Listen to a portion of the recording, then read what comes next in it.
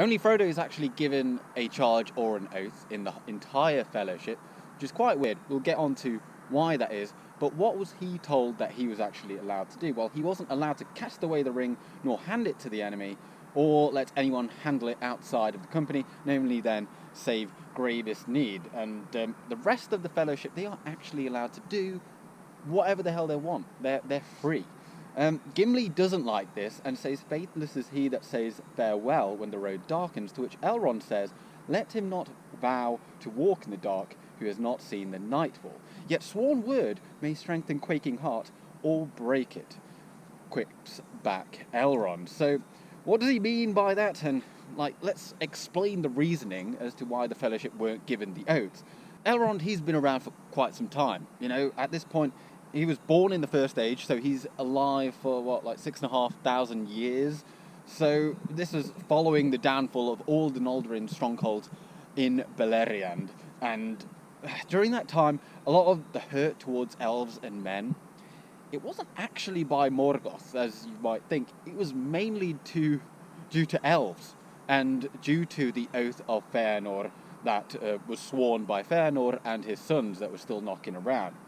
So this affected Elrond personally, obviously. He and his twin, they were fostered by the eldest and the last surviving sons of Fëanor, Maglor and Maedhros. Quite the mouthful there. And they would initially have been captives, after the third kinslaying, because they were initially at the havens of Sirion. In First Age 538, that haven, that port city, that was sacked due to the oath of Fëanor by the forces of Maglor and Maedhros. Now, they were originally, captives, yeah, but then there was some love there, because they were fostered there for many years, and they weren't like bad elves. It was just due to the oath. And Elrond would have seen how this tortured the sons, and they didn't really want to hold to it. But oaths in Tolkien's world, they were an iron bond, and once you make an oath, you have to keep it. Just making sure there's no cars that are going to knock my hand off. So they have to break it, or keep it rather. So, and as Elrond did say, an oath could break a quaking heart. And his foster fathers, they would actually find success in their oath, but then one of them would definitely die, and the other one probably did die after that. So they weren't really happy about it. Okay, but not all oaths were bad in the First Ages. Finrod made an oath. A lot of us already know about. That was the oath that he swore to Barahir and his kin. After they saved him, they were men, and then he gave over his ring to Barahir, therefore after known as the Ring of Barahir, and that's the one that Aragorn has. Now, he would then partake in the quest for the Silmaril and help Beren, of Beren Luthien. He'd help him. Obviously, he would die, but he would do something good there, so because he'd help Beren not die to Sauron and the werewolves, but that was quite sad.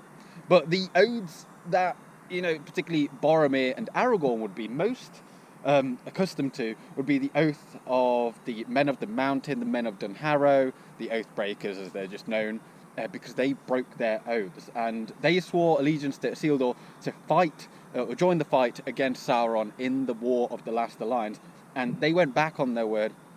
They didn't fight, and they just hid away. And this doomed them to an eternal existence until, obviously, someone like Aragorn could come and release them from their oath.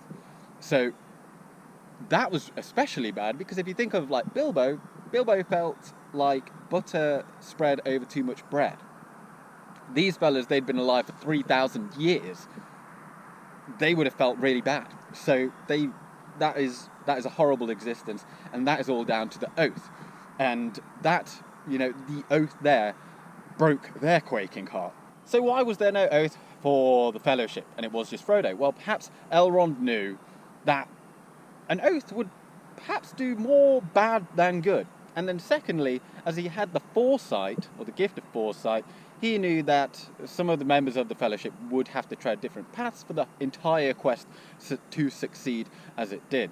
And then trying to get the 9 walkers up the pass of Tarak Ungol and into Mordor, that would be quite difficult, I'm sure. And then finally, perhaps he knew that as they got closer to Mordor, one by one, all of the Fellowship would succumb to the power of the ring. So it wouldn't have just been Boromir that tried to betray Frodo, it would have been all of them. So maybe it was a good thing that they did end up splitting.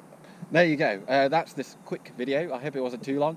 Thank you for watching this far, and subscribe, like, comment. Actually, I quite like reading the comments. If you want any other different backdrops, then let me know. And well, anyway, I'm going now. Good day.